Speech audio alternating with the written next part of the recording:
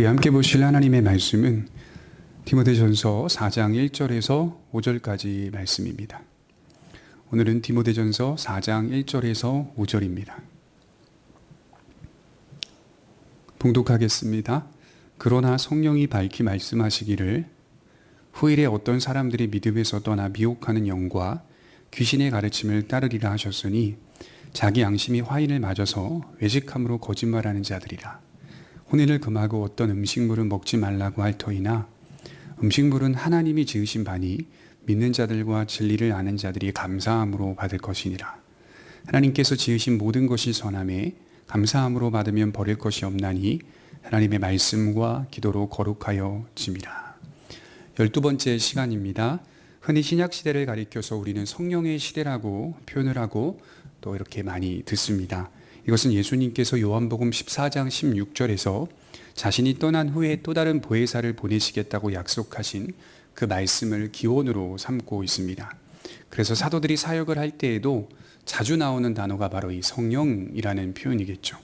주님이 부활 승천하신 이후에 성령께서 보혜사로 등장하시고 또 동행하시고 역사하셔서 사도들을 지도하신다는 것을 뜻하고 있습니다. 물론 성부 하나님과 성자 하나님과 성령 하나님은 삼위일체 하나님 본질이시다라고 표현할 수 있지만 여전히 함께 하신다고 말씀을 드릴 수 있지만 다만 우리 주님께서 말씀하셨던 대로 생각해 보면 성령의 사역과 역할이 더욱 두드러지게 나타난다는 의미일 것입니다. 특별히 바울의 사역을 돌아보게 되면 바울 사역은 언제나 성령님의 인도하심 속에 있었다는 것을 보게 되죠. 성령의 충만과 감동으로 하나님의 말씀과 하나님의 나라를 전파하였습니다. 오늘 말씀도 이렇게 시작하고 있죠. 성령은 바울에게 후에 될 일들을 가르쳐 주는 것으로 시작합니다. 그래서 1절에 보시면 그러나 성령이 밝히 말씀하시기를 후일에 어떤 사람들이 믿음에서 떠나 미혹하는 영과 귀신의 가르침을 따르리라 하셨으니 후에 될 일을 성령께서 밝히 말씀하셨다. 애매하게 말씀하신 것이 아니라 밝히 아주 분명하게 말씀하셨다는 사실을 이야기하는 것이죠. 앞으로 될 일이 무슨 일들입니까? 후일에 어떤 사람들이 믿음에서 떠나게 된다는 사실을 예고하고 계셨다는 것입니다.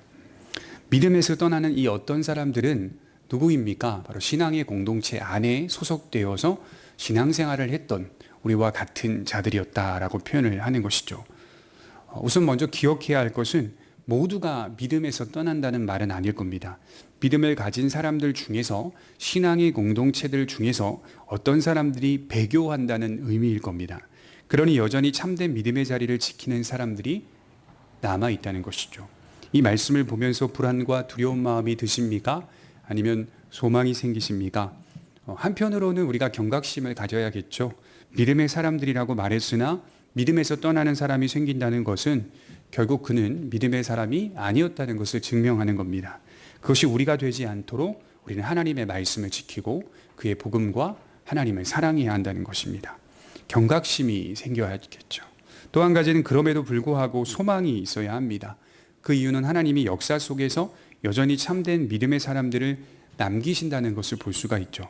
여러분, 세상이 어떻게 되든 인류가 타락과 부패 속에 치달아도 또 세속성이 인류 전체를 감싸고 있다 하더라도 여전히 경건과 거룩으로 삶을 살아내려는 믿음의 자리를 고수하는 사람들이 있다라고 말씀을 드리는 것이죠. 그래서 최악의 때라도 하나님의 백성들은 여전히 존재한다. 역사 속에서 그랬죠. 하나님의 백성들은 여전히 존재한다. 아합의 시대에도 하나님의 백성들은 여전히 존재했다라고 하는 것이죠. 바알에게 무릎을 꿇지 않은 주의 백성들이 남아있다는 것이죠. 그것이 저와 여러분들이 되시기를 바랍니다. 그렇다면 믿음에서 떠나는 이 어떤 사람들의 특징은 무엇일까요? 한마디로 표현하자면 위선과 거짓이다라고 표현할 수 있겠습니다. 그래서 1절 하반절에 보면 미혹하는 영과 귀신을 가르침을 따르리라 하셨으니 이렇게 표현하고 있어요. 미혹하는 영과 귀신의 가르침을 따르는 자들.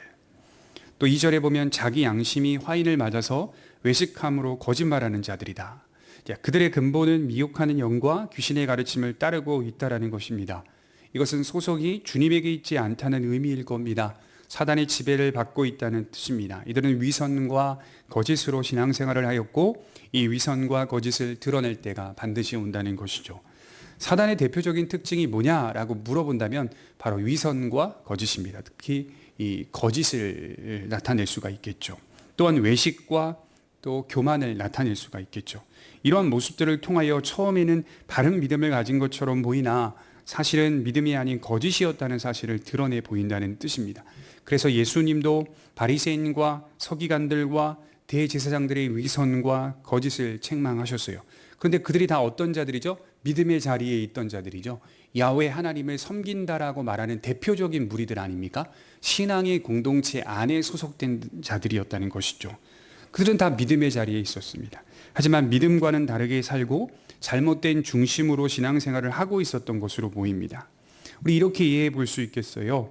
말세에 종말이 다가오면 다가올수록 교회 안에 이러한 위선과 거짓된 믿음은 점점 더 만연해지고 증폭될 것이라는 말입니다. 그래서 교회를 분열시키고 교회를 무너뜨리려는 자들도 점점점 늘어나게 될 것이다. 증폭될 것이다 라고 말씀을 드리는 겁니다. 물론 본질적으로 교회가 개혁해야 한다는 것을 추구하며 나아가는 진실한 사람도 있을 것이고, 반대로 교회를 분열시키고 교회를 분리시키고 그리스도의 몸된 그 교회를 찢는 그런 잘못된 일이들도 분명히 존재한다라고 말씀을 드리는 것이죠. 그래서 이러한 모습들을 보게 될 때 우리는 놀라지 말아야 한다. 성령이 밝히 바울에게 말씀하고 있듯이 이미 성령이 바울에게 또 하나님의 백성들에게 가르쳐 주신 예고요 사실이라는 것입니다. 명백히 예고된 일들을 기억하면서 우리는 그 자리가 하나님이 원하시는 자리가 아니라는 사실을 기억하고 여전히 우리는 남아있는 주의 백성으로서 믿음의 자리에서 신실하게 주의 뜻을 펼쳐가야 할 것입니다. 위선이 아니라, 거짓이 아니라, 어둠이 아니라 빛과 착함과 진실로 대응해야 하는 것이죠. 그들에 대하여 부연해서 설명해 주고 있습니다. 2절 보면 양심이 화인을 맞은 자들, 저 원문에 보면 양심에 낙인이 찍힌 자 이렇게 되어 있어요. 조금 더 쉽게 말해서 양심이 마비된 자라는 뜻도 있습니다. 양심이 작용하지 못하는데 낙인이 찍혔기 때문이라는 의미겠죠. 물론 이 거짓된 자들의 과정을 보면 이 거짓이 습성으로 굳어져 있는 그 과정을 살아냅니다. 위선과 거짓의 삶을 그 과정 속에서 살아냅니다. 돌이키지 못하는 삶을 과정 속에서 살아냅니다. 그러니까 그들의 잘못이고 그들의 책임이라고 말씀을 드릴 수 있겠죠. 그런데 결정적으로 기술하고 있는 것을 보아서 단지 그들이 그 과정으로 살아내서 습성이 굳어졌기 때문이다라고 이해할 수는 없다는 말이에요. 물론 그들의 책임은 분명히 그들의 책임입니다.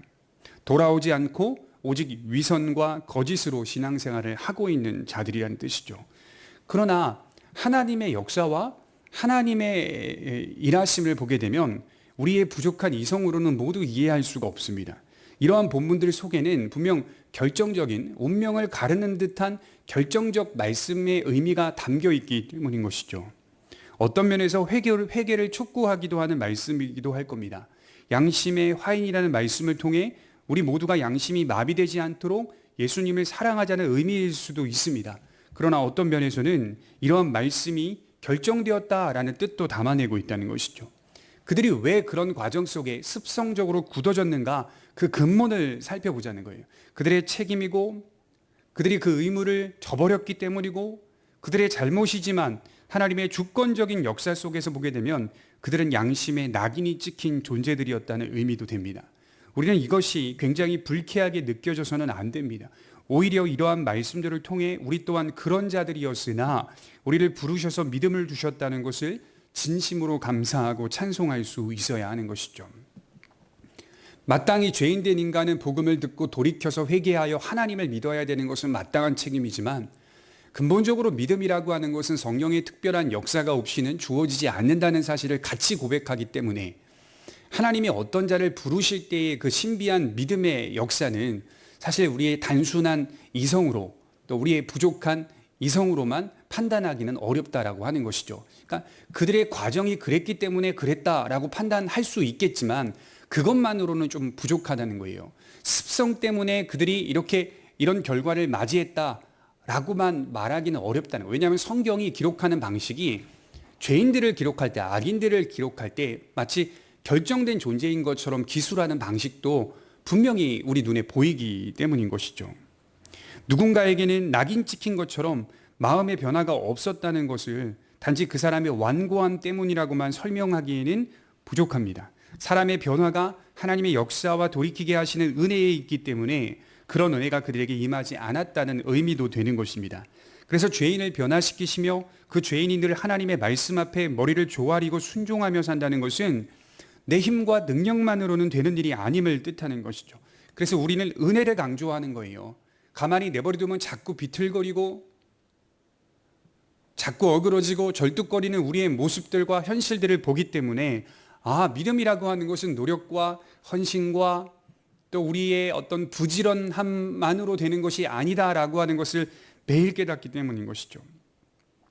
이것은 우리가 만들어낸 교리가 아니라 성경이 이야기하는 진리이기 때문에 있는 그대로 이 두 방면, 두 모습을 받아들여야 하는 것이죠. 디모데가 섬기고 있는 교회 속에서 이런 배교자들이 분명히 존재했습니다. 그들이 복음과 상반된 가르침을 전하고 있습니다. 그중 몇 가지가 기록되어 있는데 결혼이라는 주제와 음식이라는 주제, 식물이라는 주제입니다. 3절에 보시면 혼인을 금하고 어떤 음식물은 먹지 말라고 할 터이나 음식물은 하나님이 지으신 바니 믿는 자들과 진리를 아는 자들이 감사함으로 받을 것이니라.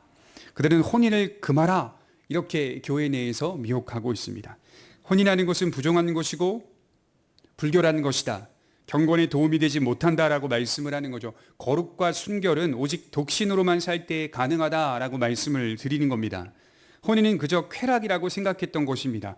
그러므로 독신하여 금욕하는 것이 구원받은 길이요 경건의 길이요 거룩한 삶을 살아낼 수 있는 유일한 비결이라고 말했던 것이죠. 아마도 이 그노시스 이런 그 영지주의 운동이 이미 초대교회의 많은 곳에 침투하고 있었기 때문에 이 물질은 악하다, 영만 선하다라고 하는 것 때문에 우리가 살아가는 접촉하는 모든 물질 세계의 모습들은 다 악하다.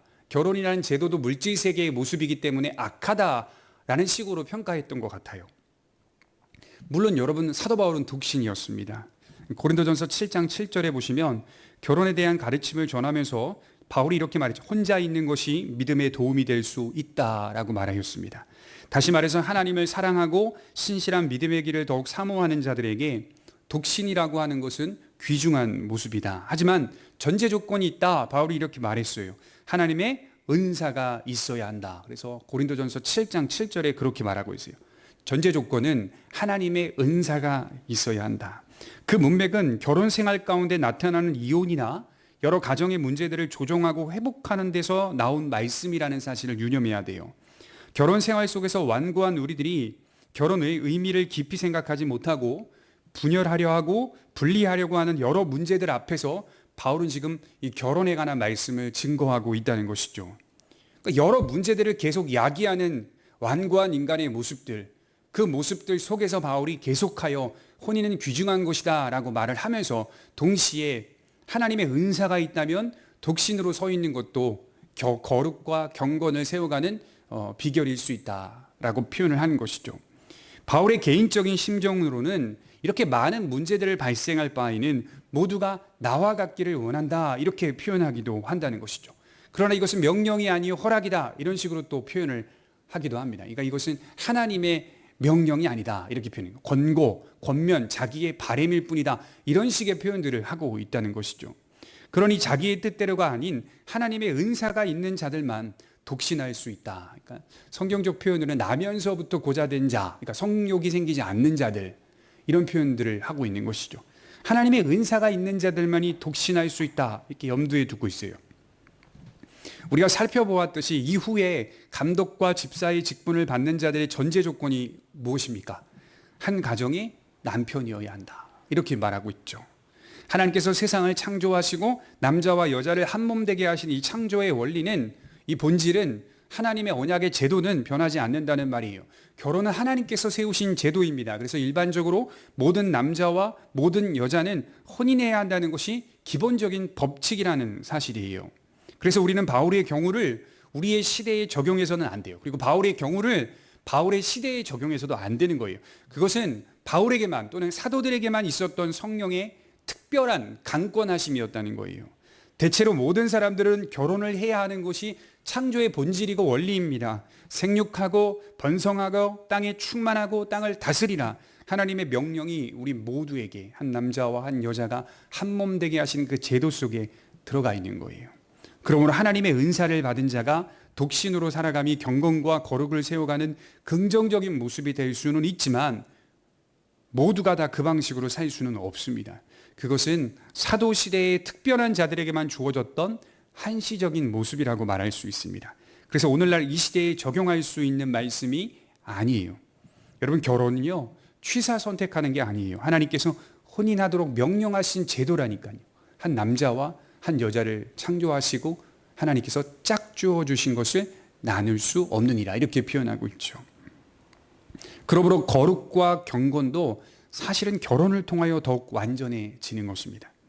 가정을 세우고 아내를 사랑하며 자녀를 보살핌을 통하여 그리스도께서 교회를 사랑하신다는 것을 깨닫게 되는 거예요.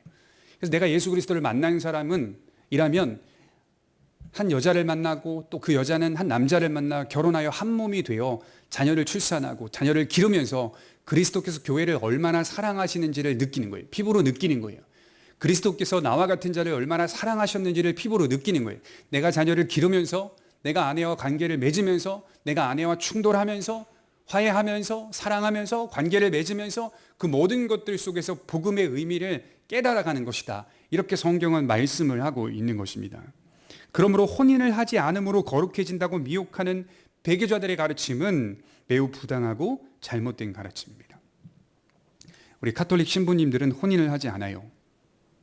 또 불교의 스님들도 혼인을 하지 않아요. 이런 것들은 성경에서 다 위배된 거예요. 성경에서는 혼인을 하도록 말하기 때문입니다. 그래서 가톨릭의 이런 모습들은 성경과 대치되고요, 전통이 성경보다 더 큰 권위를 갖고 있는 거예요. 가톨릭의 전통이 성경의 위에 있는 그런 잘못된 모습의 제도라고 할 수 있겠죠. 또 한 가지는 지금 뭐라고 미혹하는 자들이 말합니까? 음식에 관한 주제를 정하여 말하고 있어요. 구약을 보면요, 부정한 음식과 정한 음식이 구별되어 있습니다. 그러니 부정한 음식과 정한 음식을 구별하는 것이 거룩과 경건의 길이라고 말하는 것이죠. 하지만 이 모든 의식법들은 예수님께서 완성하셨기 때문에 지금도 이러한 법들을 지켜가는 것은 결코 바람직한 것이 아니다. 여러분, 우리 지금 제사 드립니까? 소나 양이나 염소나 이런 거 잡습니까? 아니죠. 예수님이 완성하셨기 때문에 결코 바람직하지 못하다. 그러니까 구약의 의식법들을 여전히 지켜가려고 하는 이런 잘못된 신앙의 태도는 예수 그리스도의 오심을 부인하는 태도다, 이렇게 말할 수 있는 것이죠. 제7일 안식일 예수재림교회 같은 경우에도 음식을 구분하면서 신앙생활을 합니다. 그리고 지금도 토요일을 안식일로 기억하여 섬기고 있습니다. 이 모든 것들이 예수 그리스도 안에서 폐하여졌고 완전하였다는 사실을 성경에서 말하고 있기 때문에 우리는 주님 안에서 모든 것들을 기꺼이 감사함으로 받을 수 있는 겁니다. 또한 이런 미혹자들은 어떤 것은 정한 음식이요, 어떤 것은 부정한 음식이요, 음식을 가리는 것만 얘기한 것이 아니라 금식을 장려하는 이상한 행동의 신앙을 보였어요. 금식하는 건 거룩한 것이다, 금식하는 것은 경건에 이르는 것이다 라고 하는 이상한 신앙을 자꾸 장려했습니다. 그러면 금식은 거룩한 것입니까? 금식은 경건한 것입니까? 그럼 밥을 먹으면서 하나님을 섬기는 것은 거룩하지 못한 겁니까? 그렇지 않잖아요. 금식하면서 하나님을 섬기는 것, 한시적으로 그럴 수 있지만 그것도 경건에 도움이 될 수는 있지만 금식을 장려하라고 성경은 말하지 않아요.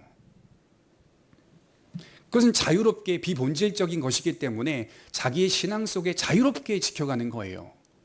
근데 이처럼 금식을 장려하여 그것만이 유일한 길이요, 그것만이 거룩에 이를 수 있는 길이요, 정한 음식과 부정한 음식을 나눠서 먹어야 한다는 그런 잘못된 법령들을 이렇게 이야기하고 있는, 가르치고 있는 이 어떤 사람들, 이 사람들의 가르침은 분명 성경과는 잘못된 길을 선택하고 있는, 잘못된 노선에 놓여 있는 사람들이라고 말할 수 있습니다.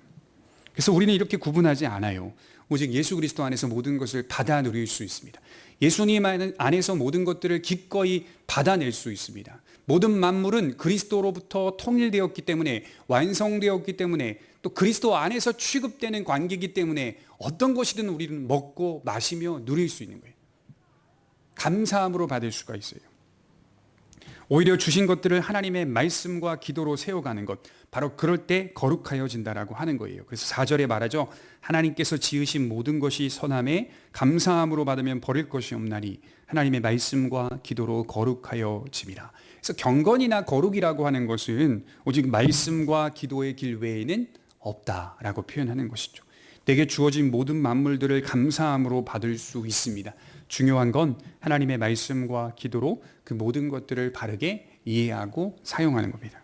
방탕하게 사용하는 게 아니라, 죄를 짓는 데 사용하는 게 아니라 오직 그의 뜻을 분별하고 순종하는 데 사용하는 그런 성도들이 될 때 비로소 참된 거룩의 의미를 조금씩 깨달아가는 것입니다. 어떤 면에서 하나님께서는 우리에게 넓은 자유를 주시고 동시에 어떤 면에서는 무거운 책임감을 주고 계신다는 것입니다. 기도하겠습니다. 고마우신 아버지 하나님, 감사합니다.